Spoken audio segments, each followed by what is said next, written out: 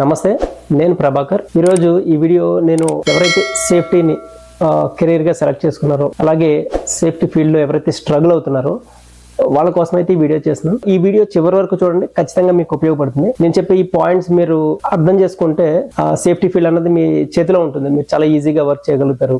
అంటే ఎటువంటి స్ట్రగుల్స్ ఉండవు, మీకు కన్ఫ్యూజన్ ఉండదు. చాలా సింపుల్గా మీరు మీ ప్రొఫెషన్లో చాలా కాన్ఫిడెంట్గా మీరైతే ముందుకైతే తీసుకెళ్ళగలుగుతారని నేనైతే నమ్ముతున్నా. సో అదే విధంగా నేను మొత్తం టోటల్ ఈ సేఫ్టీ ప్రొఫైల్ని షార్ట్గా చేసి మీ ముందుకైతే తీసుకొస్తున్నా.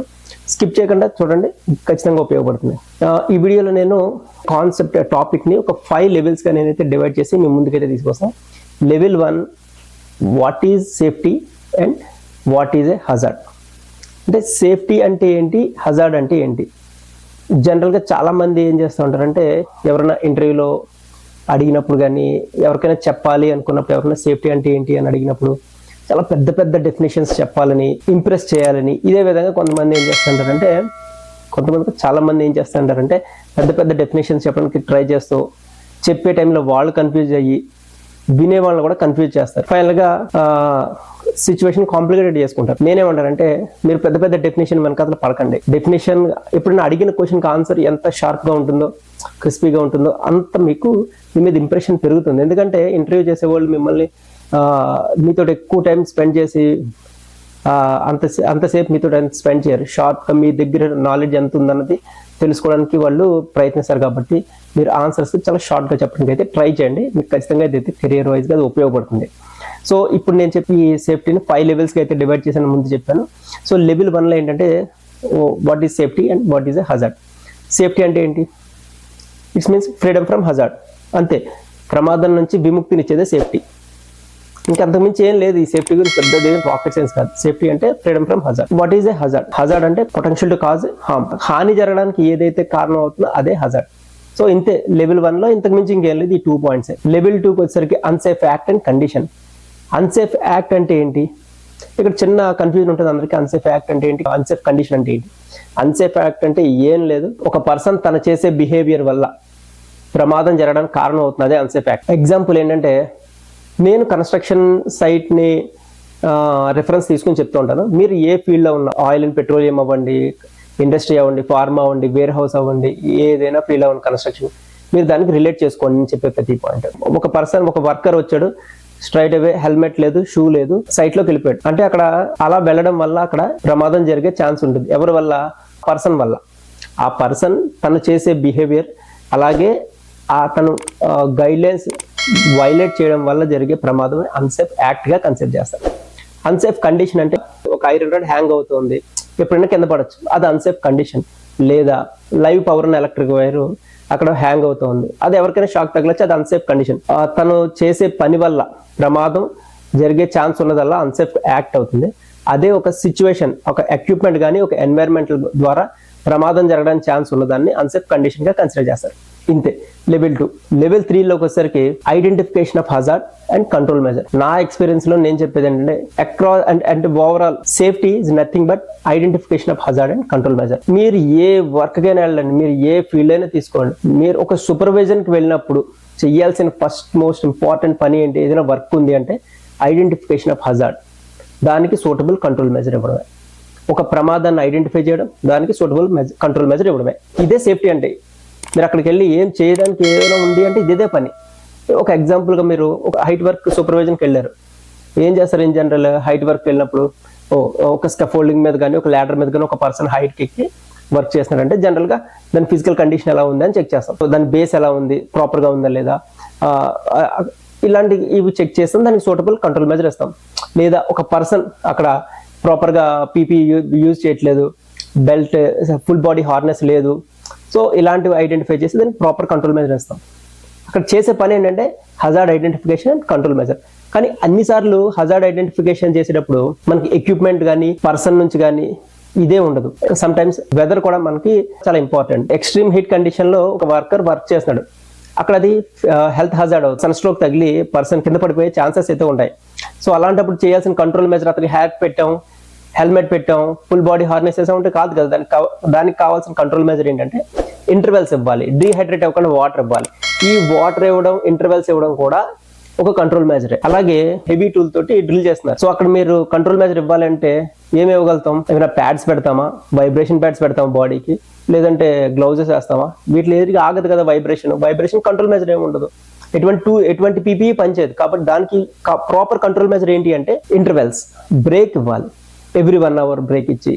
ఇలాగా మనం ఎప్పుడు కూడా పేపర్ మీద ఏదో రాసుకుని బుక్ లో ఇది చెప్పలేదే అన్నట్టుగా కాకుండా, బుక్ లో మనకి చదువుకున్నప్పుడు చెప్పే కంట్రోల్ మెజర్స్ కానీ, ఐడెంటిఫికేషన్ హజార్డ్స్ కానీ, రిస్క్ అన్నది కానీ ఏదైనా సరే బుక్ లో ఉన్నది రియల్ సినారియోలో మీరు ప్రాక్టికల్ గా ఉండేటప్పుడు ఒకేలా ఉండదు. కాబట్టి ఏంటంటే మీరు స్పాంటేనియస్ గా అంటే మనం ఆలోచించాలి. ఐడెంటిఫికేషన్ ఆఫ్ హజార్డ్ ఇలాగ లాస్ట్ టైం ఇదే వర్క్ కి ఇవే హజార్డ్ వచ్చే ఐడెంటిఫై అయ్యాయంటే కుదరదు.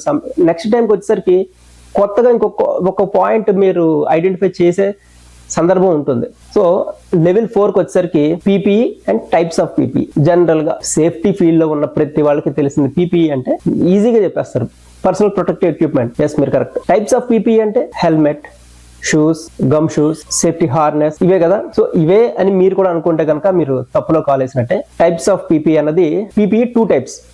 ఒకటి respiratory PPE and non respiratory PPE. Respiratory PPE అంటే మీకు nose mask, cartridge mask, SCBA ఇలాంటివన్నీ వస్తాయి. అంటే రెస్పిరేషన్ ఇంటర్నల్ ఆర్గాన్స్ కి రిలేటెడ్ గా ఉన్నది రెస్పిరేటరీ వస్తాయి. నాన్ రెస్పిరేటరీ ఎక్స్టర్నల్ బాడీకి సంబంధించింది hard hat, full body harness, safety shoes, gum shoes, boots, అలాగే గ్లౌజ్, ఇవన్నీ నాన్ రెస్పిరేటరీ పీపీఈ కింద వస్తాయి.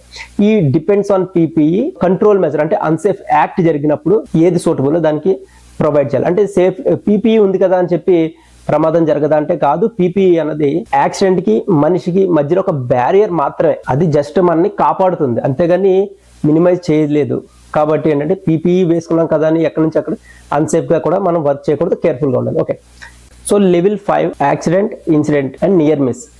ఈ మూడింటికి తేడా ఏంటి అంటే ఒక చిన్న ఎగ్జాంపుల్ చెప్తాను.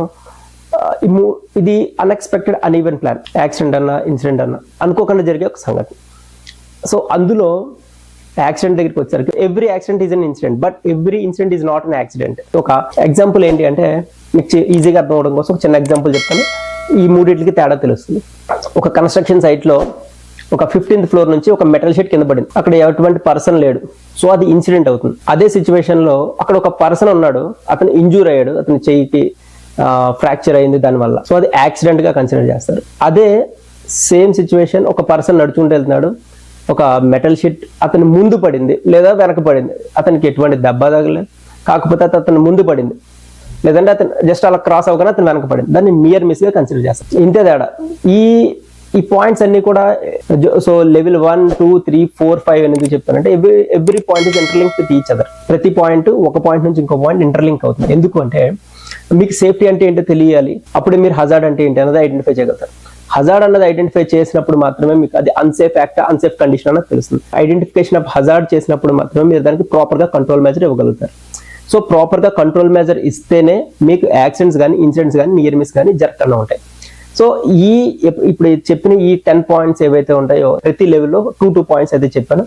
సో సింపుల్ గా పెద్ద మీరు ఇన్ డెప్త్ అవసరం లేదు. సేఫ్టీ ప్రొఫైల్లో పర్ఫెక్ట్ గా మనం ముందుకు వెళ్ళాలి అంటే simple identification of hazard and control measure, ఈ పాయింట్ మీద ఎంటైర్ సేఫ్టీ అన్నది నడుస్తూ ఉంటుంది. సో ఇవి తెలిస్తే చాలా, ఇంకేం అక్కర్లేదా అంటే ఈ పాయింట్స్ తెలిస్తేనే మీరు ముందుకన్నది మూవ్ అవుతారు. సో నా సజెషన్ ఏంటంటే spend a good time with your seniors. అంటే స్పెండ్ చేయమంటే టీ బ్రేక్ లోనో లంచ్ బ్రేక్ లోనో కాదు, వర్క్ లో ఫీల్డ్ లో వాళ్ళు ఎటువంటి డెసిషన్స్ తీసుకుంటున్నారు, కరెక్టివ్ యాక్షన్స్ ఎలా తీసుకుంటున్నారు, ప్రివెంటివ్ యాక్షన్స్ ఎలా తీసుకుంటున్నారు, ఇవి ఏంటి అనేది ఈ బేసిక్స్ కూడా తెలియకుండా ఫీల్డ్ లోకి వెళ్ళి కన్ఫ్యూజ్ అయితే స్టార్టింగ్ నుంచి కెరియర్ డౌన్ఫాల్ అవుతూ ఉంటుంది. సో కాన్ఫిడెంట్ గా మన కెరియర్ ముందుకు తీసుకెళ్లాలంటే ఖచ్చితంగా మనకి నేను చెప్పిన ఈ బేసిక్స్ తెలిస్తే మీరు కాన్ఫిడెంట్ గా మీరు మీ కెరియర్ ముందుకైతే తీసుకెళ్తారని నేనైతే స్ట్రాంగ్ గా నమ్ముతాను. ఎందుకంటే నా ఎక్స్పీరియన్స్ తో తెలిసిన కొద్దిపాటి ఇన్ఫర్మేషన్ మీకు అయితే షేర్ చేసిన. సో ఇది ఒకటైనా కెరియర్ అంటే ఇంతేనా, ఇది తెలిస్తే నెక్స్ట్ లెవెల్కి వెళ్ళిపోతామంటే వెళ్ళలేరు. ఇవి తెలుసుకుని ఒక 2, 3 years, 4 years మీరు వర్క్ చేస్తే మీరు ఈజీగా హజార్డ్ హీరా ఎలా ప్రిపేర్ చేయాలి, రిస్క్ అసెస్మెంట్ ఎలా చేయాలి, కాపా ఎలా చేయాలి, అంటే కరెక్టివ్ యాక్షన్, ప్రివెంటివ్ యాక్షన్స్ ఎలా తీసుకోవాలి, ఇవన్నీ కూడా మీకు తెలుస్తాయి. హజార్డ్ అంటే తెలుస్తుంది, ఐడెంటిఫికేషన్ ఆఫ్ హజార్డ్, దానికి కంట్రోల్ మెజర్, ఇవన్నీ తెలియాలి అంటే నేను చెప్పిన ఈ 10 పాయింట్లు మీకు ఖచ్చితంగా తెలిసినప్పుడు ఆటోమేటిక్గా మీరు ఈ రెస్ట్ ఆఫ్ వర్క్ మీరు ఈజీగా చేయగలుగుతారు. ఇలా చెయ్యాలి, డాక్యుమెంటేషన్ ప్రిపేర్ చేయాలి, కెరియర్లో ముందుకెళ్ళాలంటే ఎక్స్పీరియన్స్ అనేది చాలా ఇంపార్టెంట్. క్వాలిటీ ఆఫ్ ఎక్స్పీరియన్స్ ఉండాలి. ఏదో ఇయర్స్ గడిచిపోతున్నంత మాత్రం మీకు రాదు. బేసిక్స్ తెలిస్తే మీరు కాన్ఫిడెంట్గా మీరు ప్రతి వర్క్లో ఇన్వాల్వ్ అవ్వగలుగుతారు. వర్క్ పర్మిట్స్ ఇష్యూ చేయగలుగుతారు, ఐడెంటిఫికేషన్ చేయగలుగుతారు, ఈ రిస్క్ని మినిమైజ్ చేయగలుగుతారు. 0 యాక్సిడెంట్స్ 0 ఇన్సిడెంట్స్ అనే ఒక కాన్సెప్ట్ని మనం ఈ బేసిక్స్ మీదే డిపెండ్ అయి ఉంటుంది. మీరు ఏమైనా అడగాలనుకున్నా, మీరు నాకు ఏమైనా సజెషన్స్ చెప్పాలన్నా స్క్రీన్ మీద కనబడిన వాట్సాప్ నెంబర్కి, అలాగే ఈమెయిల్ ఐడికి మెయిల్ చేయండి, వాట్సాప్ చేయండి, నేను ఖచ్చితంగా రెస్పాండ్ అవుతాను. Thank you. జై హింద్.